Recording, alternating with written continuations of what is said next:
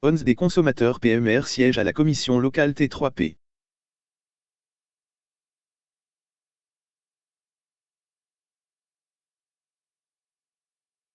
Quiz T3P numéro 12. 1. Quelle est l'ancienneté maximale autorisée pour un véhicule taxi? Aucune obligation, sauf disposition particulière prise par le préfet. 2. Les associations des consommateurs PMR siègent à la commission locale T3P. Vrai. 3. Un contrôle technique est nécessaire. Chaque année à la date d'anniversaire de la première immatriculation du véhicule. Dès la première année même si le véhicule est neuf. 4. La prise en charge d'un client sur une voie ouverte à la circulation publique sans réservation préalable est autorisée sous réserve qu'elle suive la dépose du client précédent sur le même lieu.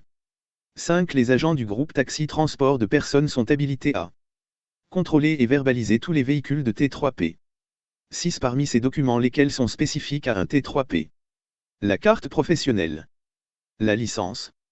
Le numéro EVTC. 7. Des représentants du transport public routier collectif de personnes siègent aux réunions des commissions locales du T3P. Vrai, mais sur invitation uniquement. 8. Au sein des transports routiers de personnes, à quelle branche appartient le LOTI? Au transport public collectif. 9. La commission locale du T3P est composée de représentants de l'État, de représentants des professionnels et de représentants des collectivités territoriales. Le cas échéant, de représentants des consommateurs, des usagers et des associations. 10. Puis-je demander à mon médecin traitant d'effectuer le contrôle médical périodique? Oui, s'il est agréé par la préfecture. 11. Si un client lui demande une facture, le taxi doit lui fournir une facture et une copie du ticket de l'imprimante. 12. Depuis quelle date, les formats non sécurisés des cartes professionnelles sont-ils interdits? 1er mars 2020. 13. Les véhicules affectés au transport de personnes à mobilité réduite, TPMR, ne sont pas soumis aux mêmes obligations selon qu'ils sont destinés à un usage privé ou à un usage professionnel. Qu'ils sont utilisés dans le cadre d'une structure d'accueil, maison de retraite, centre spécialisé, ou dans le cadre d'une prestation de transport réalisée à titre onéreux. Qu'ils ont été aménagés avant ou après le 1er juillet 2014. 14. L'Observatoire national du T3P mène toute étude qu'il juge propre à améliorer la connaissance du T3P. Établit un rapport rendant compte de l'état du T3P.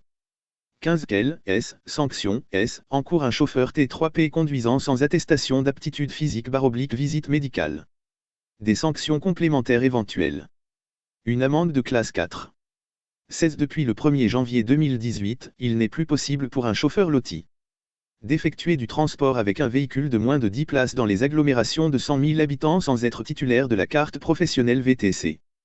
17. Quelle est la durée du mandat des membres des commissions locales? 3 ans. 18. Un candidat ayant été condamné pour escroquerie l'année dernière, puis-je me présenter à l'examen T3P?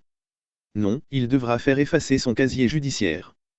19. Après avoir suivi le stage de formation continue obligatoire, il est remis au chauffeur une attestation de formation délivrée par le représentant légal du centre de formation.